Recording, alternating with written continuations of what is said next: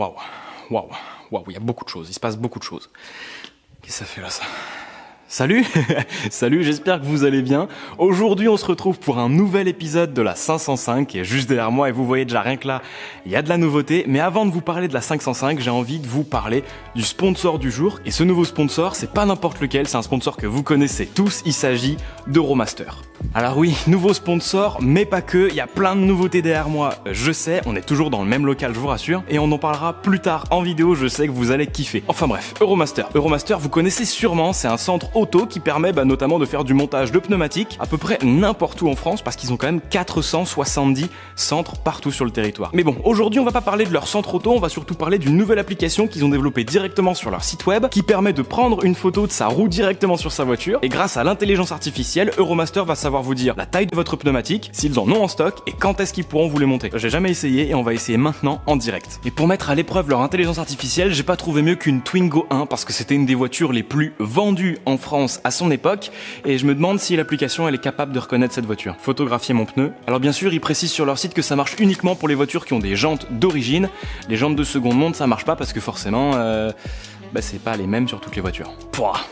Ça c'est fort, il vient de trouver le modèle de la voiture et les caractéristiques du pneu. Il nous met directement une suggestion de pneus et à partir de là on peut les ajouter au panier, prendre rendez-vous dans un centre auto et grâce au code promo MOBILE5 que j'ai réussi à vous négocier, je vous ai obtenu tout simplement 5% de réduction sur l'achat de pneus et d'un montage en centre Euromaster. Bref, retour à la vidéo, je pense que la 505 vous a manqué et je vous rassure, elle m'a énormément manqué aussi.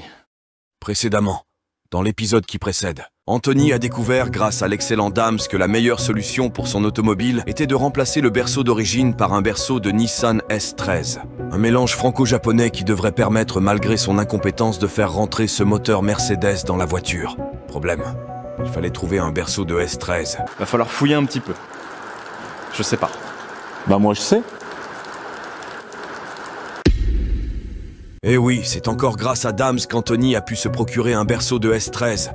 Et pour monter l'OM 606 sur ce berceau, il peut compter sur des supports moteurs de la marque ASS, et non pas AS. Genre le fion.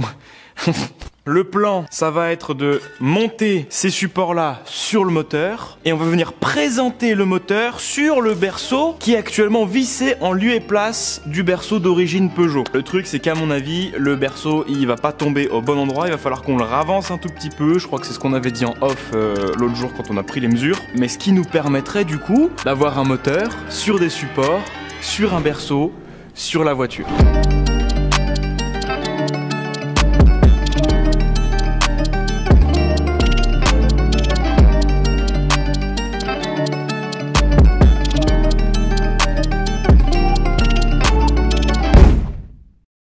Bon, donc dans l'idée, les supports AS, je pense que ça va faire. Le souci, c'est que là, le berceau, il est beaucoup trop en arrière et en fait, on peut même pas approcher le moteur. Parce que tu vois, le support AS, il est là au bout de mon doigt et on doit l'emmener ici, dans ce trou-là. Et le problème, c'est que ici, et au niveau de la boîte, c'est complètement impossible. Donc là, le plan, c'est de ressortir le moteur, démonter le berceau, l'avancer de quelques centimètres, juste pour voir. En théorie, on devrait pouvoir le faire sans rien modifier, en termes de présentation à blanc, juste en le revissant dans les trous d'origine de la Peugeot, ça devrait le faire. Bon, là, dans l'idée, la voiture est levée, il suffit juste de dévisser le berceau, et en gros, on va foutre ce trou-là, ici. Ce qui est du coup une bonne chose parce qu'en plus là le trou à l'arrière du berceau il est quasiment à l'extérieur du longeron. Il est vachement à l'extérieur. Donc le fait de tout avancer, ça veut dire que ce trou là il tombera quasiment dans celui-là, genre par là, et l'autre trou sera bien placé. Le seul truc que ça va faire, c'est que ici on est censé avoir notre point de pivot d'origine. Bien sûr, en avançant le berceau, le point de pivot sera là. Donc il faudra faire des triangles sur mesure pour avoir un point de pivot à peu près au bon endroit. Eh, la mécanique quoi. Les trous sont au putain de même endroit mec, c'est une dinguerie.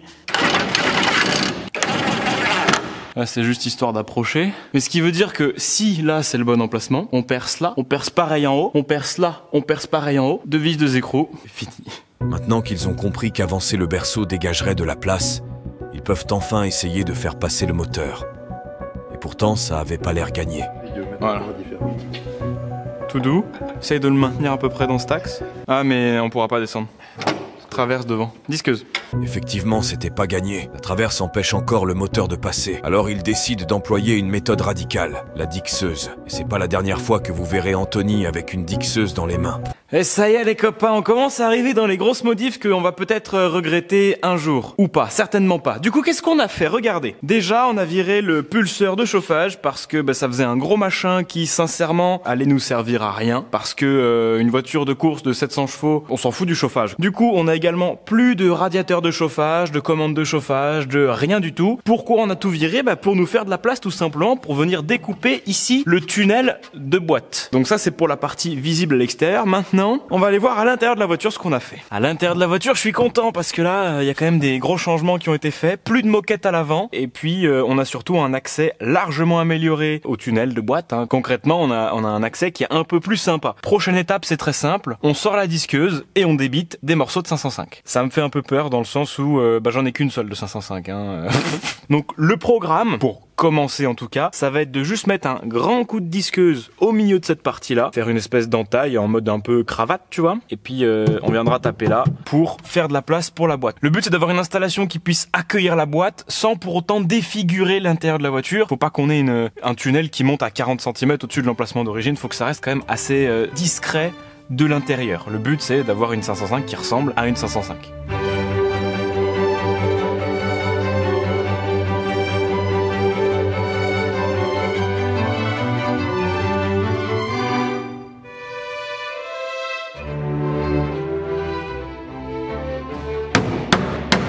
En vrai...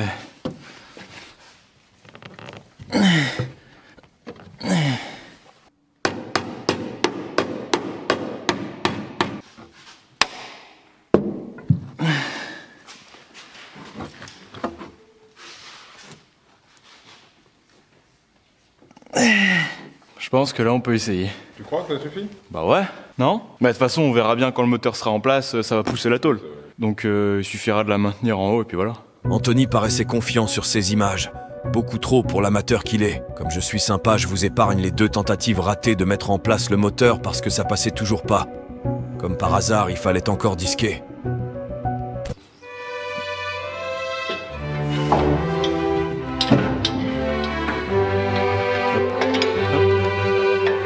Et ben là je pense qu'en descendant on va être bien. Moi, je suis en face du trou moi. Oh, oh oui, oh oui, stop. On va essayer de foutre les vis, mais là, oh oui, faut meuler un peu histoire de simplifier le montage à chaque fois. Mais oh oui. Bon alors attends, niveau des vis, moi faut que je lève un peu pour enquiller ma vis, mais ça devrait le faire. Faut baisser la chèvre de 1 mm genre, comme ça.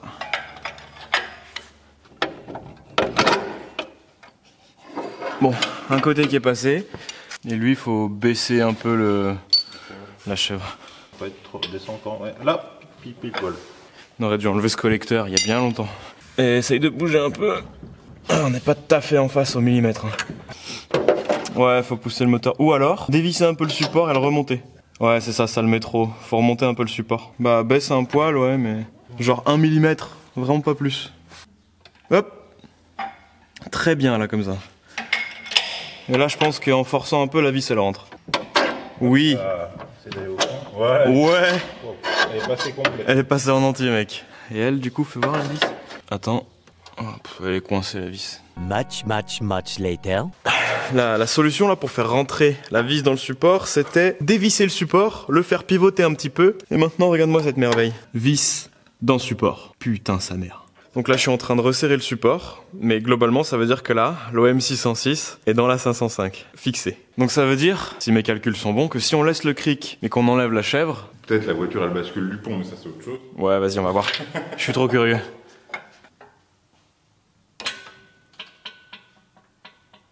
Faut lever un peu le pont. Non, bah là...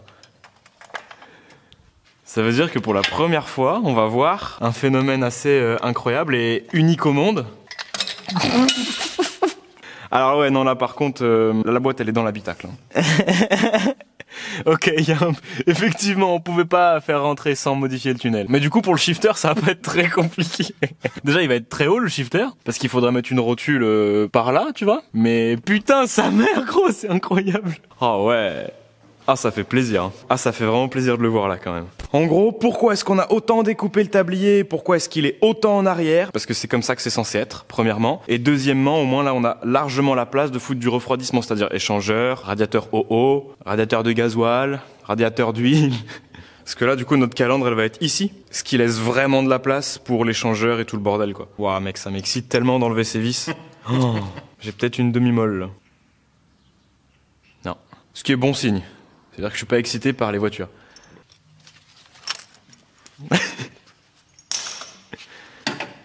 Bon, là, je vous assure que le Anthony Perrier qui ne finit plus ses projets, il a intérêt d'être mort et enterré parce que maintenant que ça en est là, il n'y a plus d'abandon possible. Il vient de s'écouler quelques semaines. Une table basse géante est apparue.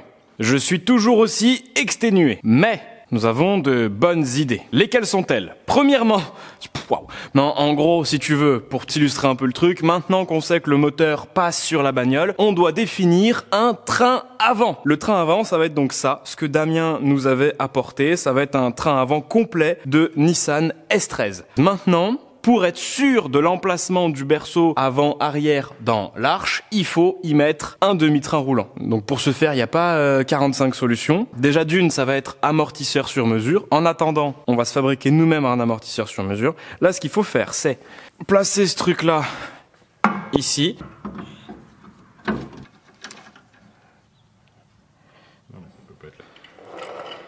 Mec, il fait genre 22 degrés, je suis en train de crever. Qu'est-ce que ça va être cet été ? Du coup, en gros, pour ce truc-là, une fois que tout sera aux bonnes cotes, au bon emplacement, on viendra souder une platine là, comme ça, vis ici, impeccable, comme sur Nissan S13. Moi, très content. Deuxième chose que je voulais vous montrer, des moyeux de S13. Mais du coup, un grand merci au copain Bonobo de chez GT Import qui m'a trouvé un contact qui vendait ce truc-là. Je suis très content. C'est trop bien d'avoir des copains de partout, mec, c'est génial. Hop, écrou, Dix de frein, Japan Racing. Est-ce que tu penses que dans un certain monde, les écrous de cardan de 206, c'est les mêmes que les S13 ou S14 ?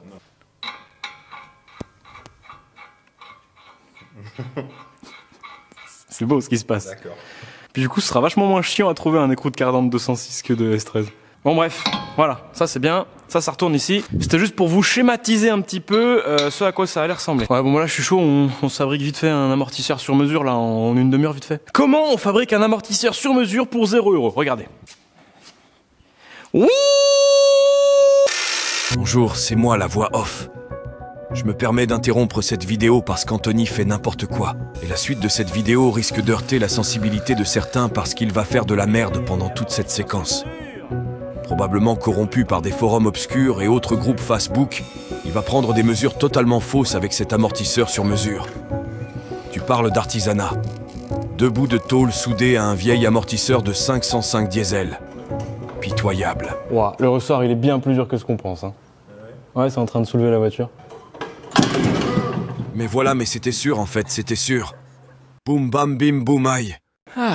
Il s'est écoulé un certain temps depuis ma dernière intervention, donc là le montage, ok, mais en fait, pas ok. Pourquoi ? Ben parce que ça c'est bien, parce que ça nous a permis de voir la position du pivot, du point de pivot, du moyeu, etc. Et ça nous convient parfaitement, puisque là quand on prend le centre de cet axe-là, qu'on le rapporte ici, on a genre 37 cm, et quand on prend cet axe-là, qu'on le rapporte ici, on a genre 37 cm. C'est ce qu'on voulait, c'est pour ça qu'on voulait se faire un demi-train avant couscous, histoire d'avoir une idée du positionnement de notre train avant. Ça c'est fait, et je suis très content, je suis satisfait. Maintenant, effectivement, la prochaine étape, ce serait de changer ces amortisseurs de 505 découpés par des combinés filetés par exemple de S13. Donc j'ai mis mon petit contact, mon petit groupe à la recherche de ceci. Donc là pour l'instant, on est bloqué sur le train avant. On peut pas aller plus loin. Enfin en soi, on pourrait faire la même chose de l'autre côté et poser la voiture par terre. Pour l'instant, il n'y a pas d'intérêt. L'intérêt, c'était juste de savoir où est notre berceau. Et en l'occurrence, notre berceau va rester ici. Plus tard, on va donc trouver une solution pour pouvoir le visser et non pas le souder sur la voiture pour qu'il reste à sa place définitive.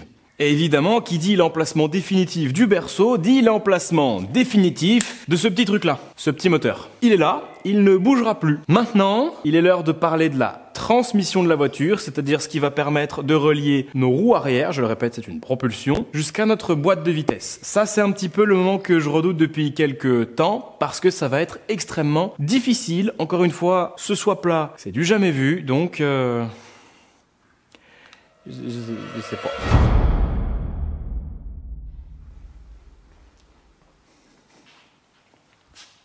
Comme vous venez de le voir, Phil vient de fixer la boîte de vitesse dans la voiture. Donc là, il y a strictement rien qui tient le moteur, hormis les 2 supports et 2 rallonges de cliquet. Donc, dans l'idée là maintenant, il va falloir lever la voiture, mettre un vérin de fosse sous la boîte, enlever ces 2 rallonges de cliquet, et ensuite, on pourra aviser sur... déjà regarder à quoi ça ressemble de dessous, quoi. C'est bien. Vous observez actuellement Anthony content bien sûr de lui. Il n'en est rien. Vous devriez avoir compris le fil conducteur de cette vidéo. La désorganisation et le manque de compétences. Dans ce qui va suivre, Anthony et Phil vont s'attaquer à l'arbre de transmission et au pont. Mais avant, il faut parler support de boîte. Là, dans l'idée, maintenant, ce qu'on veut faire, c'est faire le 3e support moteur, donc le support de boîte. On voit ici, d'origine, sur 330D, on a 2 espèces d'encoches. J'imagine qu'on a une espèce de cage, comme ça. Je sais pas exactement comment c'est fait, mais ce qui doit permettre de... On desserre un tout petit peu et on glisse la boîte vers l'avant. J'imagine qu'il y a un truc comme ça et que du coup, ensuite, on a un support rigide en acier qui est fixé, vissé ou soudé sur la caisse, je sais pas. Le système est bien. En vrai, le système est vraiment pas mal du tout. Ça pourrait être cool de se trouver ça, un support d'origine de BM, qu'on viendrait du coup visser à nos longerons ou souder directement ou modifier en fonction de la largeur, de la hauteur, je sais pas. Mais au moins, on aurait déjà pour sûr ces 2 points d'ancrage là. Après, on pourra remplacer les cils en bloc par des trucs en polyuréthane ou peu importe, à voir, histoire d'avoir un truc un peu rigide. Donc soit on ferait ça, soit on se refabrique un truc 100% sur mesure avec des petits cils en bloc industriels avec tige filetée dessus, tige filetée dessous. On rentre ça là-dedans. On a notre petit cil en bloc en dessous et ensuite, en les faisant pivoter ou en mettant un écrou contre écrou, on pourrait régler la hauteur.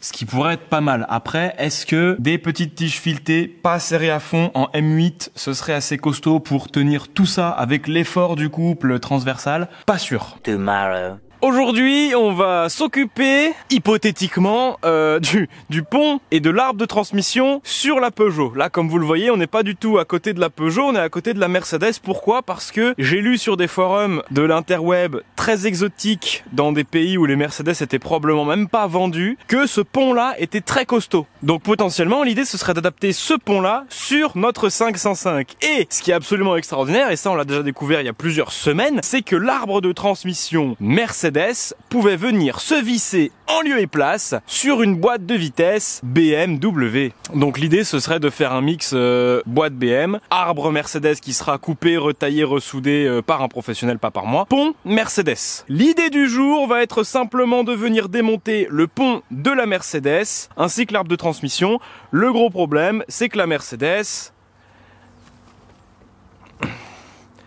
Ça tient, hein, mais j'ai pas confiance. C'est-à-dire qu'on a 2 chandelles sous les bas de caisse à l'avant et une chandelle sous un triangle arrière. Et on est dans la boue. Putain, mais quelle horreur, mec, j'ai pas envie de mourir comme ça. Je m'étais vu mourir de plein de manières différentes, mais pas comme ça. Bah là, on rigole, mais moi j'ai pas du tout envie d'aller sous la voiture, quoi. Ah ouais, non, miséricorde, j'ai pas du tout envie, c'est vraiment pas safe. Oh là là. De toute façon, à un moment donné, quand je serai en Mauritanie sous mon Defender, faudra que je me pose moins de questions, donc... Bon, ça se dessert bien, hein. À la clé, je l'ai desserré, le machin. Bon, il y en a 3, mais... Tout à l'heure, j'ai dit que j'irais en Mauritanie, mec, je sais même pas où c'est. C'est à côté de Reims, non? Ah, mais là, j'ai enlevé les 3 vis, il bouge pas d'un pet. Y a pas un palier, un machin, quelque part, qui le tient? Ah, putain, il est vissé là, au milieu. C'est du 13, au moins? Oui. Je pense qu'il va falloir enlever la ligne d'échappement avant. Ah, bah, c'est bon, c'est bon. Voilà. Ah, c'est même pas un palier, c'est juste un support, je pense. Mais ouais, là, va falloir virer la pare-chaleur. Il reste plus que ça, en fait, qui supporte l'arbre de transmission. Donc, en théorie, j'enlève ma tête. Et en théorie, là, il y a tout l'arbre qui devrait tomber avec la tôle. Ouais, c'est bien, il y a un gros cardan au milieu, je pense que ça peut nous être bénéfique, ça. Le palier, il a éclaté, on dirait un cil en bloc plus qu'un palier. Et ouais, et là, en fait, faudrait arriver à y décoller du flector, mais j'y arrive pas. Il doit y avoir des pions et ça doit être pris dans les pions. Ouais, je vais essayer d'enlever les 3 vis qui restent sur le flector, je pense que c'est le mieux à faire. Bon là, normalement, ça doit tomber, plus ou moins. Ah ouais, ça aide bien. Ah voilà. Heureusement que j'étais pas dessous parce que ça a l'air de faire au moins 1 kg, 1,2 kg quoi. Et quelle épopée, Hein alors. Oh c'est lourd. Oh. Hey tiens. On dirait un missile, mais c'est rien, c'est juste une cannelure. Bon bah faut que j'aille en dessous pour récupérer le reste. Oh putain, ça va être long, c'est serré tellement fort. Oh je vais enculer les vis. Oh là, ça va pas du tout. Mais il a l'air tout en force ce cardan, les vis sortent pas du tout. Oh non mais là la vis elle ressemble plus à rien, faut disquer les têtes là. J'en ai plein le cul. Le pont va bientôt tomber.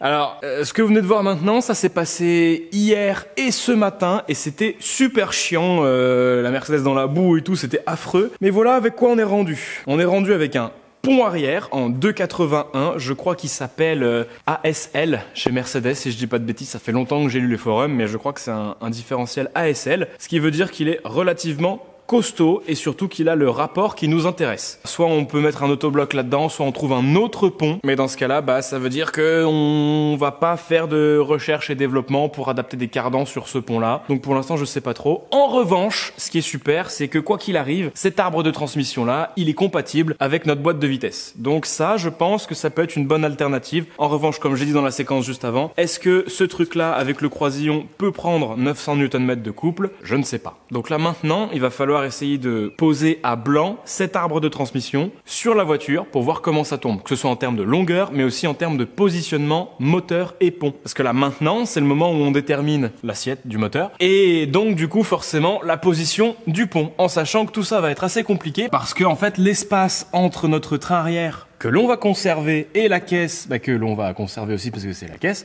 est pas énorme. Hein. Là, on doit avoir à peine 10 cm. Donc ça veut dire qu'il faut que tout passe ici. Et en fait, ce qui est extrêmement compliqué avec cette étape-là, c'est qu'il faut que la sortie de notre boîte et l'entrée de notre pont soient parfaitement alignées. Alors, vu qu'on a le croisillon sur cet arbre, si on garde cet arbre, on a le droit à un petit peu de marge de manœuvre, c'est-à-dire que le pont peut être un peu plus bas ou un petit peu plus haut, vu qu'on peut jouer sur l'assiette du pont avec ce mouvement-là du croisillon. C'est très compliqué à expliquer, alors imaginez qu'à réaliser, ça va être à peu près 7 fois pire. Hey! Vous vous rappelez de moi? Moi je me rappelle à peine de vous. Est-ce que vous savez pourquoi? Non? Parce que la dernière fois qu'on a filmé la 505, c'était il y a genre 2 mois je pense. Entre temps il s'est passé beaucoup de choses et je suis très content parce que la plupart de ces choses-là sont terminées. Bon, venez voir, on a un petit peu réfléchi de notre côté. En gros là, on a strictement rien fait, mais on a gagné un petit peu en méthodologie de travail. On a fait comme tous les plus grands YouTubers, on a un tableau dédié au projet. Alors qu'est-ce qui est écrit sur ce tableau-là? L'ordre, tout simplement, dans lequel on va axer les vidéos. Parce qu'en fait, on a eu beaucoup de mal à s'y mettre, tout simplement parce qu'on savait pas où est-ce qu'on allait. Et je pense que vous, dans les commentaires, vous avez été nombreux à ne pas savoir où est-ce qu'on allait. Et c'est bien normal. Priorité au train avant.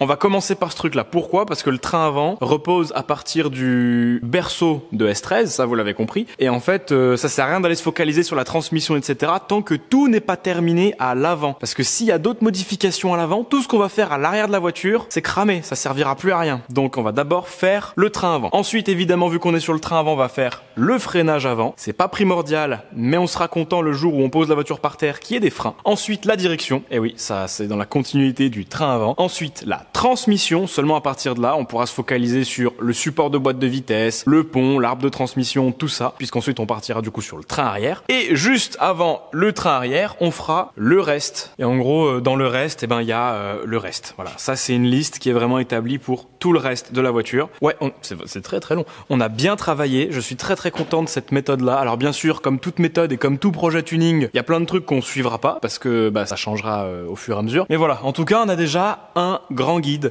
sur où est-ce qu'on va. Donc, pour le train avant, il y a tout ça à prendre en compte. Donc berceau, c'est à peu près fait, on part sur le berceau de S13. En gros, là les copains, qu'est-ce qu'on a fait sur le train avant? Le berceau est pointé sur la voiture parce que en fait les deux trous de vis ne tombent pas en face des trous du berceau. On pouvait à chaque fois aligner qu'un seul trou et le deuxième tombait pas du tout en face. Donc on a beaucoup réfléchi sur comment venir fixer ce berceau là. Est-ce qu'on modifie le berceau? Est-ce qu'on remplace le berceau justement par un FAT par exemple qui était bien parce qu'il est tout en fer plat soudé, mécano soudé en gros pour être précis, et ça permettait de modifier le berceau plus facilement. Le souci c'est qu'il coûte 300 balles livré et lui il coûte rien puisqu'il est déjà là. Donc on va partir là-dessus. Sauf que du coup, on pouvait pas percer au niveau du trou avant du berceau, parce qu'en fait il y a les renforts de longeron à ce niveau-là qui permettent justement au berceau d'être serré en sandwich contre le longeron sans avoir un écrasement du longeron. Au final, on va quand même percer le berceau parce que c'est largement la solution la plus facile, la moins coûteuse et la plus rapide, et c'est pas pour autant dangereux parce qu'en fait les renforts qui sont à l'intérieur du berceau, ils sont larges comme ça, ils sont épais comme ça, donc un petit trou au milieu, ça va pas changer l'intégrité du longeron. Donc on va partir sur cette solution-là. Aujourd'hui, on va percer nos longerons. Du coup, bref, à partir de là, qu'est-ce qu'on a? Eh ben, on a un triangle, un bras de suspension de S13 avec le tirant juste ici. Au-dessus, on a la fusée de S13, le moyeu de S13, et à partir de là, qu'est-ce qu'il va nous falloir?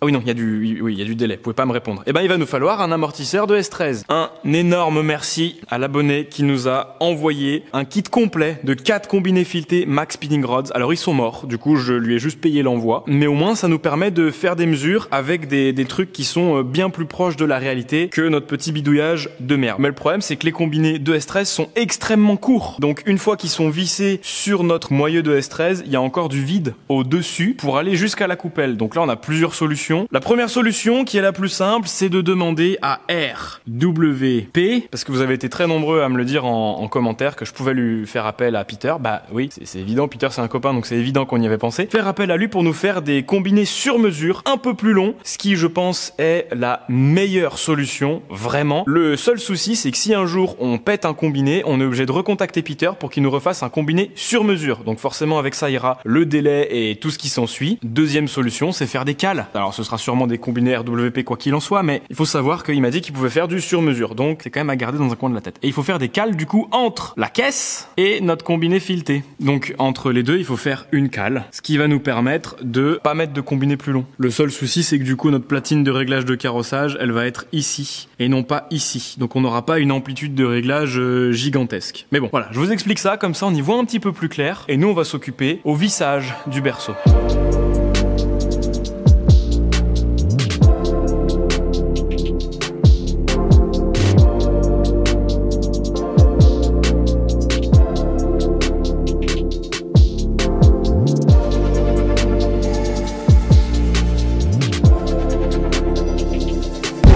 Et ça, les amis, sincèrement, c'est la classe, parce qu'on récupère les vis d'origine, l'écrou d'origine qui était dans sa petite cage juste ici. Ça, on va le ressouder ici, et ça veut dire que maintenant, dans mon berceau de Nissan, je peux venir visser ma vis Peugeot dans ce qui était anciennement l'écrou Peugeot au travers de mon berceau Nissan. Et ça, c'est vraiment trop bien. En ce qui concerne la rigidité du berceau, en fait, d'origine, il y avait des gros tubes soudés à l'intérieur du longeron. En fait, on s'aperçoit qu'il y a une épaisseur ici. Donc, avant de passer cette épaisseur-là, il passait le tube, il devait le souder et mettre cette épaisseur de tôle ici, en guise de renfort autour de la vis. Ce qu'on va faire, nous, c'est qu'on va le renforcer de l'extérieur du longeron en soudant une grosse plaque ici. Mais je suis même en train de me dire que on pourrait ouvrir juste cette tôle-là pour y passer un tube. Parce qu'en fait, le problème, c'est que même si on renforce de l'extérieur, ça pourrait s'écraser, donc il faudrait aussi renforcer d'ici. Bon, à voir. Ça reste un détail pour l'instant. Donc tout ça pour dire que maintenant, on peut venir cocher l'étape du berceau. C'est validé. On faisait le perçage là. Donc ça reste un petit peu en suspens.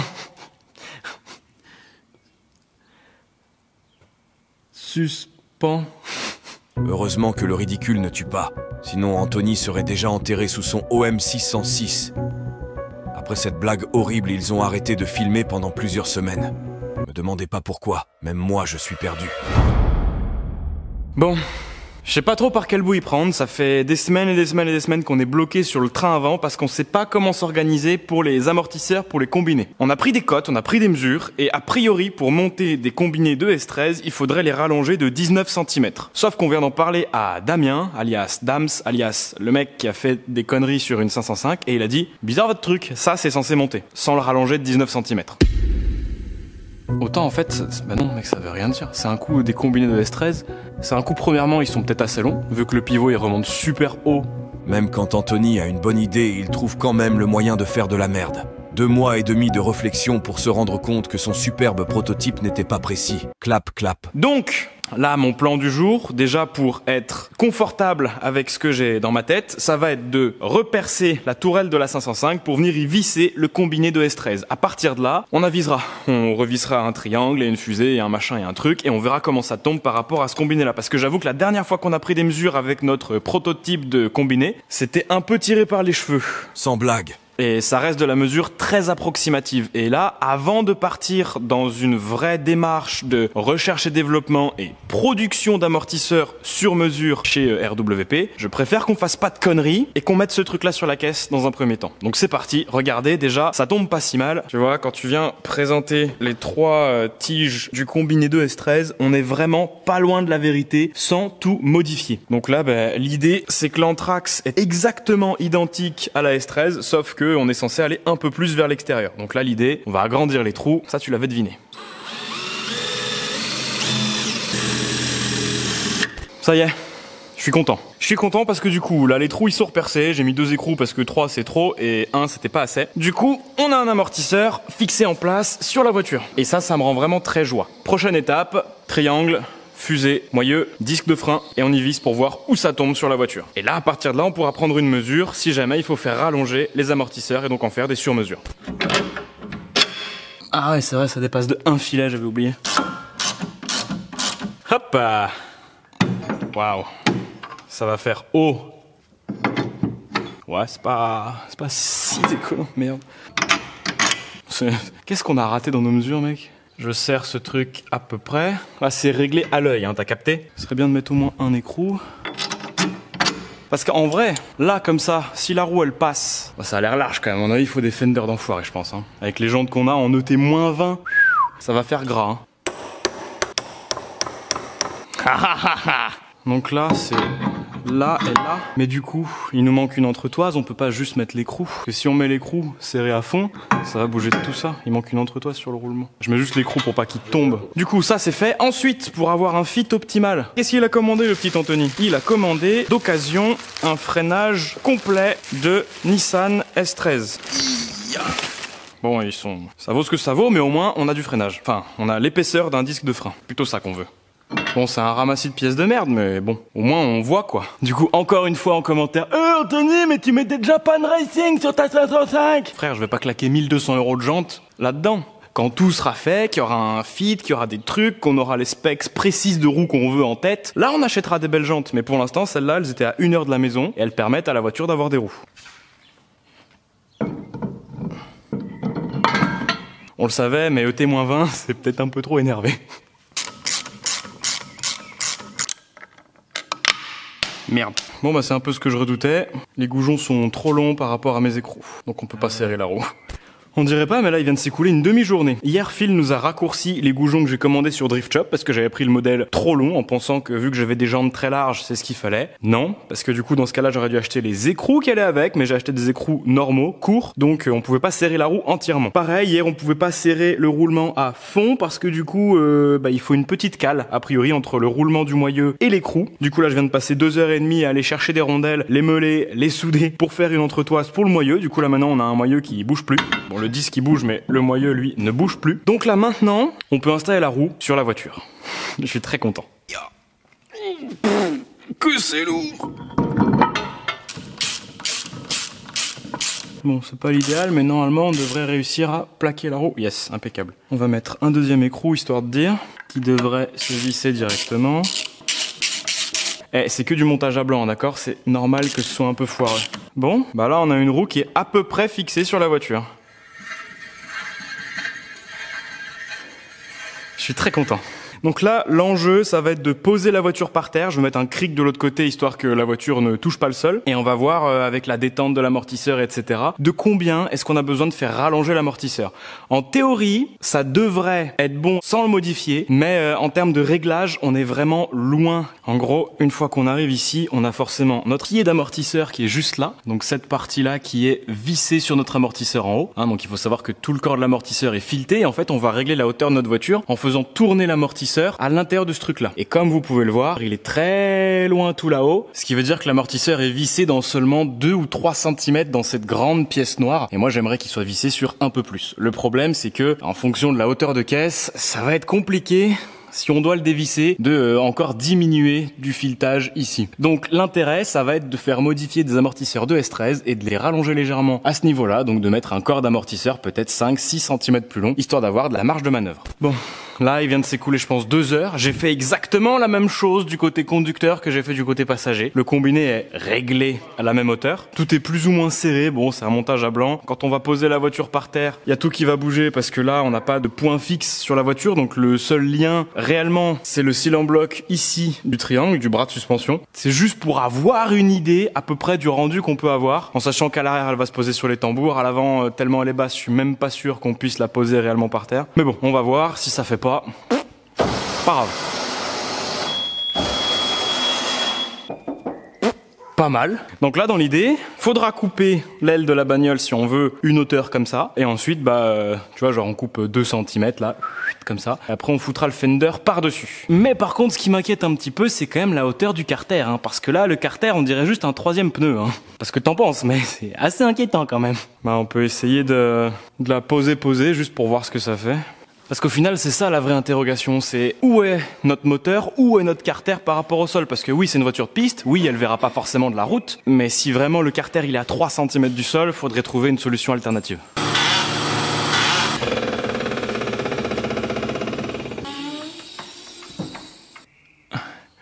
Il y a 5,5 cm. Je trouve ça chaud quand même. Bon, je pense qu'il est l'heure de vous faire un petit bilan du projet 505 à propos des chiffres, de combien ça me coûte, est-ce que je reste dans mes frais, est-ce que je suis pas parti trop loin dans mes délires, est-ce que c'est ce à quoi je m'attendais, parce que ces réponses-là, je les avais déjà abordées dans la FAQ, mais il faut savoir que depuis, les choses ont bien changé. Il s'est écoulé, je pense, 2 mois et demi, un truc comme ça, entre la FAQ et maintenant, et il faut savoir que là, cette séquence-là, je la tourne quelques jours avant la publication de cette vidéo. Donc là, on est vraiment dans le dur et dans le vif du sujet. Alors pour répondre à la question, est-ce que j'ai sous-estimé le travail nécessaire pour réaliser un tel chef-d'œuvre? Oui, je pense que j'ai effectivement sous-estimé la quantité de travail et surtout la quantité d'oseille à investir dans la voiture pour que le projet évolue à une vitesse correcte et fonctionne à l'arrivée. Dans le sens où on n'a même pas encore commencé à vraiment préparer le moteur. Moi, c'est le truc numéro 1 qui m'intéresse sur cette voiture-là et c'est pour ça que j'ai choisi un OM 606. C'est pour le moteur et c'est là-dedans que je veux mettre vraiment le plus d'argent. Et avant de commencer à faire ça, il a fallu mettre de l'argent ailleurs et réfléchir ailleurs. Sauf que ces trucs-là, c'était des trucs chiants que j'ai jamais fait. Autant préparer un moteur, ouvrir un moteur, démonter un moteur, refaire un moteur, ça c'est des trucs que j'ai déjà fait. En revanche, disquer une voiture, souder une voiture, imaginer un nouveau train à vent qui vient d'une marque qui n'a rien à voir avec la 505, imaginer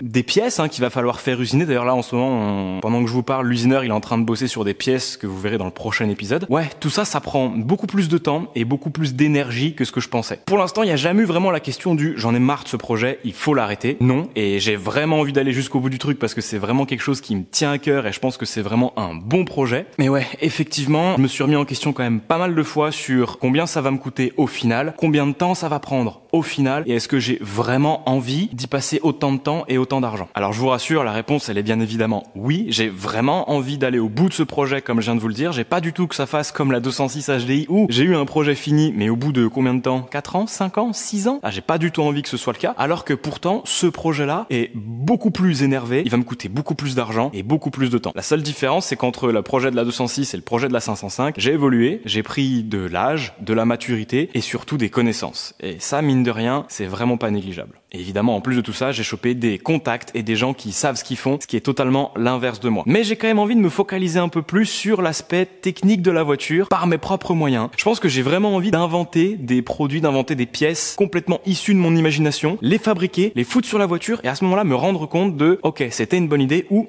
c'était une idée de merde, il faut refaire. Je pense que j'ai vraiment envie de ce truc-là et je pense que même pour vous, ce sera plus intéressant parce que là, jusqu'à présent, je vous ai montré que ce qui fonctionne et que les bonnes idées. Mais il faut savoir que avant de monter le train avant de S13 sur la voiture, on a essayé de monter le train avant de la Mercedes classe E, on a essayé de réfléchir à un train avant full tubulaire, on a essayé de réfléchir à beaucoup de choses et c'est pour ça que cette vidéo-là, cet épisode-là a mis autant de temps pour sortir. Et j'ai vraiment envie de vous reparler de cette voiture-là un peu plus souvent parce que c'est vraiment cette bagnole-là qui me donne envie de me lever le matin et de faire du contenu.